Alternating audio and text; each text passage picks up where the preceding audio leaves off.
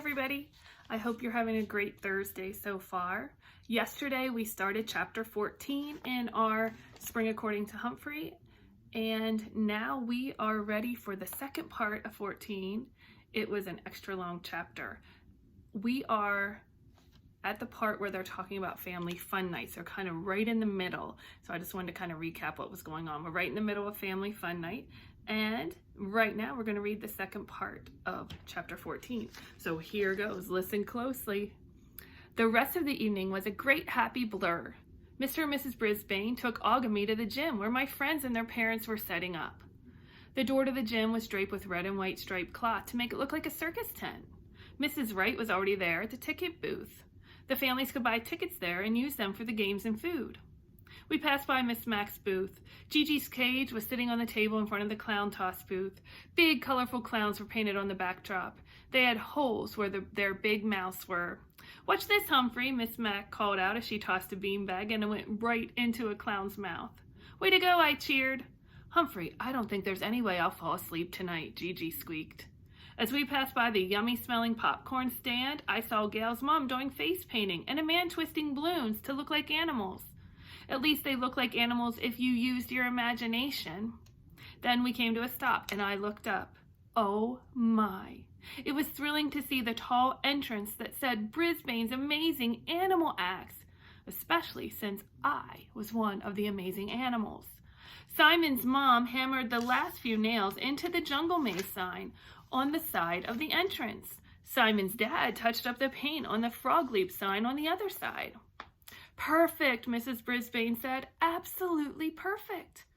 "And here are the stars of the show," Simon's mom said, waving at Og and me.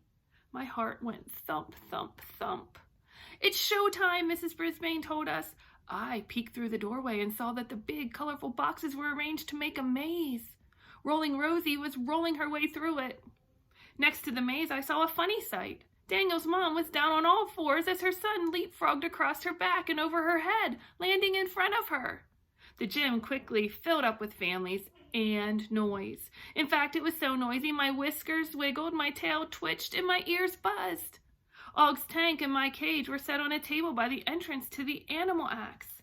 "Seeing you two will help bring people in," Mrs. Brisbane said. Thomas arrived wearing a big smile and carrying a slice of pizza. "Cheese pizza," he said. "No mushrooms." Joey was the first ringmaster, and his voice was loud and clear. "Step right up to the most fantastic animal show on earth. Run the amazing hamster maze. Leap like a frog. Step right up." Sophie and her dad arrived, and he juggled near the entrance. People stopped to watch as he juggled 3 balls, and then 4. He could even throw them behind his back and keep them in the air forever. There was so much to see and hear that I didn't notice when Cassie arrived with her mom and dad. Her parents stopped to say hi to Og and me, but Cassie just stared at Joey as he loudly invited people to come inside the tent where Small Paul took tickets. Tall Paul arrived with his dad and his mom. When Mrs. Brisbane greeted them, Paul said, "I didn't think my mom could get off work, but when her supervisor heard about family fun night, he let her switch nights." I wish I could give his mom, supervisor, a great big Paul shake. AJ and his big family all came and tried the games. His sister Deeley had a huge smile on her face as she carried a gigantic pencil. "I won it, Humphrey," she said. "You had to beat the clock to win a prize, and I was the fastest one." "Great, great, great," I squeaked. Soon, Mrs. Brisbane told Joey to hand over the hat to Cassie. She looked scared as the crowds of people walked by, so I hopped on my wheel and started spinning. Cassie glanced in my direction. "Go!" I squeaked. Cassie closed her eyes, took a very deep breath, held it, and let it go. And another one. Then she opened her eyes and in a loud, clear voice said, "Step right up, ladies and gentlemen. See the most amazing animal show on earth. Can you beat the Humpster's maze? Can you leap like a frog? Step right up to Brisbane's animal acts." Hip, hip, hooray! I hopped off my wheel and jumped for joy. "Boing, boing," Og said. Cassie took a few more breaths and started again. Each time she did it, she got better and better. By the end of her turn, she had a huge smile on her face. I think she wanted to keep going, but when her time was up, she handed her hat to Rosie. Mr. Morales showed up wearing a tie with happy clown faces on it. He brought his children, Brenda and Willie, to the table. They were a lot taller than the last time I'd seen them. "Remember Humphrey?" he asked them. "And here is Og the Frog." They wanted to talk to us more than play the games. But the biggest surprise of the evening was when I looked up and saw Aldo standing by our table, smiling down at Og and me. "I have missed you, my friends," he said, "but I took time off when the twins were born. You heard about them, right? Anna and Marco, the most beautiful babies on earth. Then I had finals, and then I got a teaching job." "Congratulations," I squeaked, even though my heart was breaking a little bit. "Boing," Og said. Mrs. Brisbane came up to say hello to Aldo. "It's too early to bring the twins to such a noisy event," he said, "but I wanted to come and thank you for the note you left." "As soon as I heard Miss Loomis was moving away, I thought of you, Aldo," she said. "I knew Longfellow School would be lucky to have you." "I'm glad Mr. Morales agreed," Aldo said. "I can't wait for school to start." He turned back to Og and me. "And I'm going to come see you every day and bring your treats," he said. "Yippee!" I squeaked with joy. "Did you hear that, Og?" I asked my neighbor after Aldo left. "Aldo is coming to teach at Longfellow School, and we'll see him every day." Boing, boing, boing, boing, boing.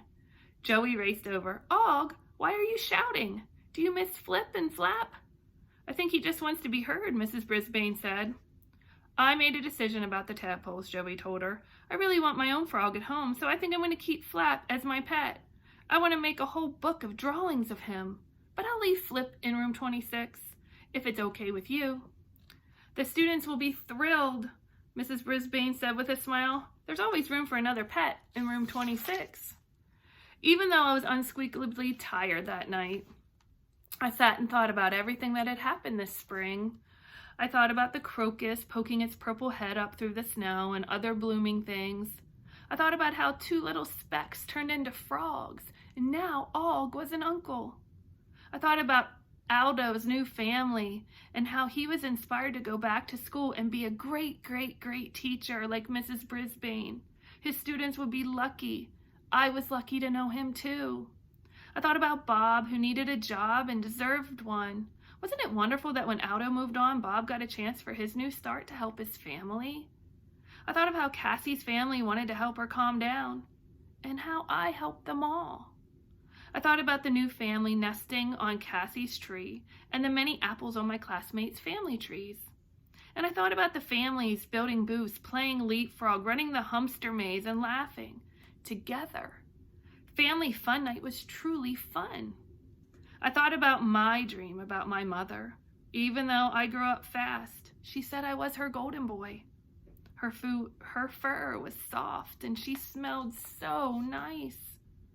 I took out my notebook, and by the light of the street lamp outside my window, I started to draw a tree. On the tree, I drew little round apples. Then I wrote a name on each one. Mrs. Brisbane, Aldo, Just Joey, Rolling Rosie, Stop Giggling Gail, Tall Paul, Small Paul, Fix-It Philippe, Miss Mac, Og the Frog, Gigi. I kept writing more and more names of all the humans I loved and who loved me right back. Principal Morales, Speak Up Saya, Hurry Up Harry. It took me a very long time because I think my family is the biggest and best of all. And then I added 2 more names, Flip and Flap. Because even in a big family like mine, there's always room for more. Humphrey Spring Things. My family brings me so much joy. I truly am a golden boy. So today, I want you to think about your family and how important it is to you. And make sure you tell them what you're thinking. Make sure you tell them how much you appreciate them today. All right, tomorrow we have one more section in our Humphrey book, Humphrey's Top 10 Tips for Understanding Families. And I think that will be a really cool thing to read tomorrow.